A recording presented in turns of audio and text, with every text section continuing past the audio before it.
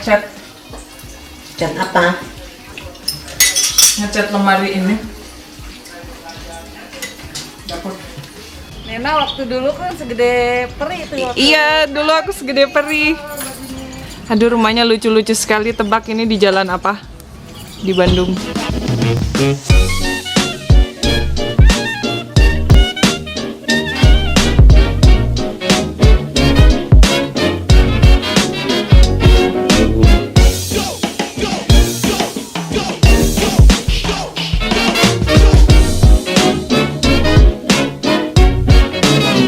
This cut is fresh.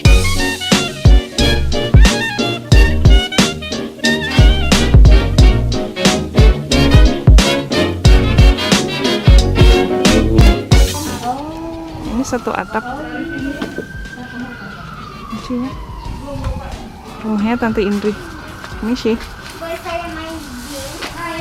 Permisi. Lucu apa itu ya Mbak? Berantakan. Ini atapnya. Apa sih? Bekas botol kopi. Oh, kopi. Aduh, lucunya rumahnya.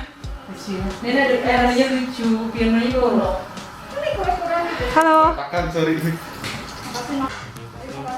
Mana ada kura-kura? Aku aja yang ngasih makan. Kita piara kura-kura lagi yuk. Beli embernya begini aja, lucu. Di Toropita. Oh iya. Iya. Tapi kalau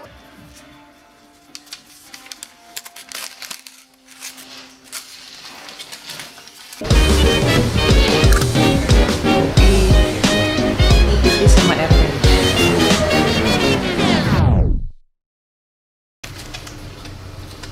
Ya, jadi di sini kesenian saya itu sebetulnya tidak terpisah dari kehidupan itu sendiri dan tidak hanya dibatasi estetika saja.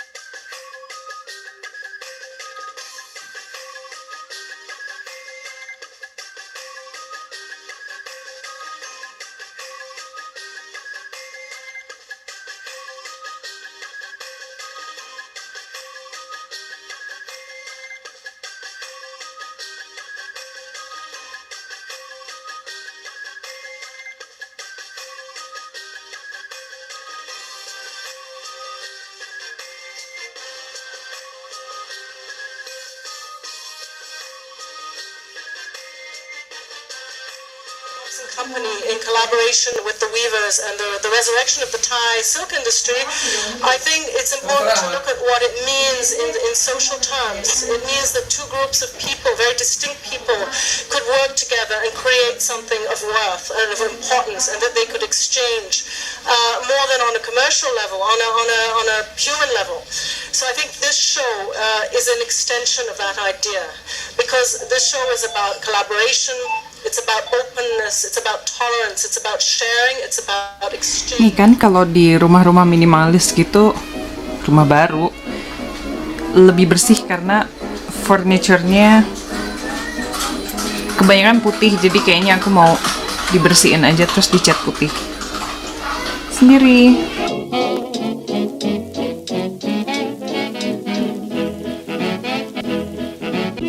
Jadi tahun ini kita rezeki duriannya banyak banget. Kalau nggak dapat dari Arga temanku, ini dari Rian.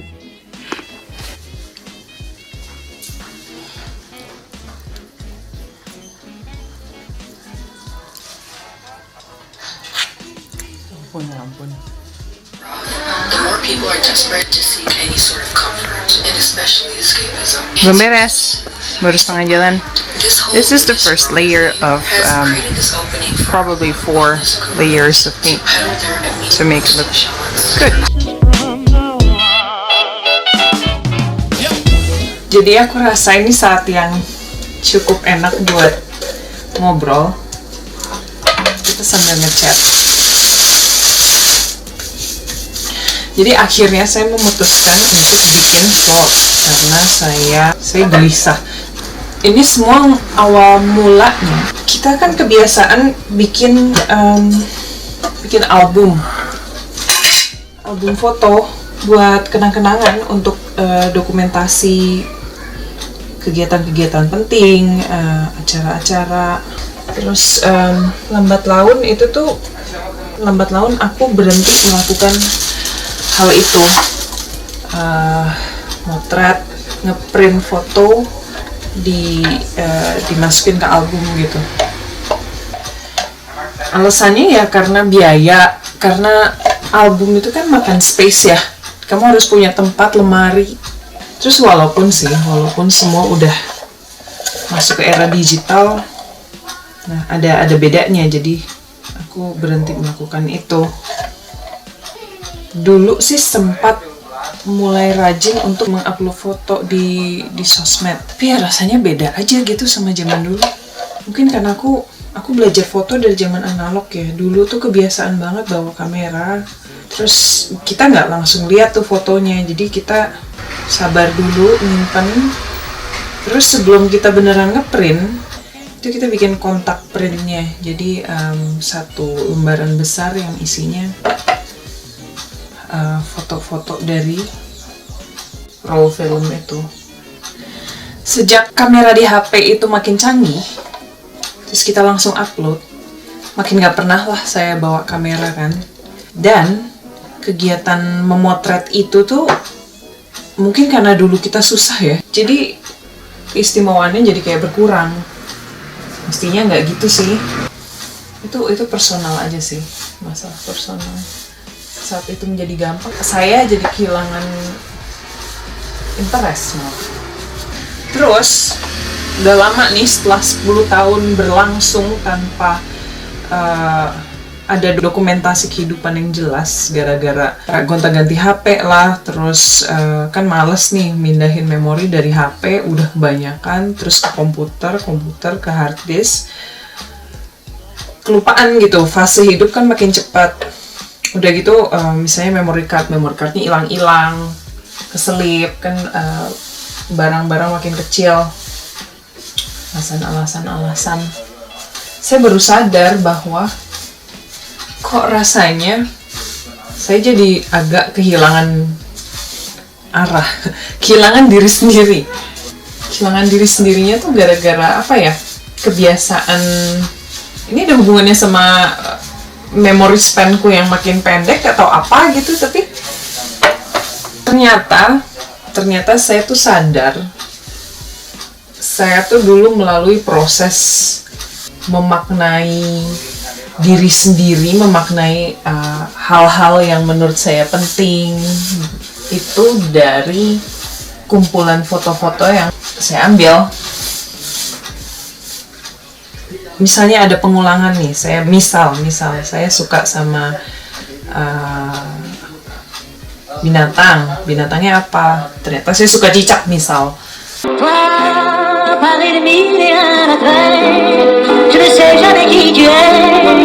Nah, dari pengulangan foto-foto itu tuh saya jadi secara tidak sadar tahu bahwa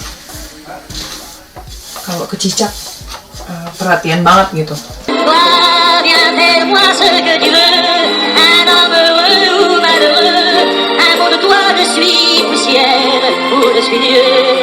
Dan karena udah ada image-image yang ya mungkin secara sudut pandang bagus, angle-nya bagus, terus komposisinya bagus, itu kayak ada bentuk dari keterbiasaan kita memandang sesuatu dan mengolah banyak hal tuh memang secara estetik kita jadi terbiasa menyusun. Sekarang setelah aku nih udah seumur gini nih, terus udah punya anak nih, waktu itu rasanya kok makin lama makin cepat gitu. Bukan makin lama makin cepat, tapi emang nggak kerasa. Mungkin karena kesibukan yang biasa-biasa ini, yang sederhana, yang sebenarnya hal-hal yang kalaupun aku zaman dulu pegang kamera, ini hal-hal seperti ini tuh, misalnya kayak beberes rumah atau apa, itu nggak akan saya foto-foto, nggak akan saya dokumentasikan karena terlalu biasa untuk dianggap spesial gitu. Dalam 5 tahun itu nggak kerasa anak dari yang baru lahir, bayi banget, tiba-tiba udah udah gede lagi, udah sekolah lagi. Sementara kan mestinya dia spesial karena ini kan anak kita sendiri, perkembangannya dia dan sebagainya. Tapi gara-gara saya mungkin tidak melihat keseharian sebagai sesuatu yang spesial, jadinya lewat-lewat aja. Di situ saya dikasih sadar ya sama yang di atas bahwa dari rasa takut nanti tiba-tiba aku udah hilang gitu, udah nggak di sini gitu, udah momennya udah lewat aja. Dari rasa takut itu ya, ini pertanda bahwa isu dan PR pentingku saat ini adalah untuk lebih menghargai hal-hal yang sifatnya ini keseharian, yang kalau aku berapa tahun yang lalu masih umur 20-an, umur belasan, itu sesuatu yang ternyata monoton banget. Memang itu PR kita untuk memaknai dan mengisinya gitu. Nah, masalah kebiasaan dan alasan-alasan yang kemarin-kemarin itu juga mungkin aku ngerti sih. Aku nih anaknya analog banget, nyetir aja gak bisa pakai matic gitu kan. Jadi emang harus mendobrak masalah teknis. Mari kita belajar mengedit secara digital. Saya harus mulai mendokumentasikan lagi apapun syaratnya. Dan emang itu ya, kayaknya PR terbesarku tuh harus berdamai dengan keseharian aja, dengan kondisi yang monoton, yang pelan-pelan, yang harus dikerjakan sendiri. Karena ya mau buat apapun prosesnya kan ya di situ, di hal-hal yang nggak kelihatan itu, di hal-hal yang keseharian itu.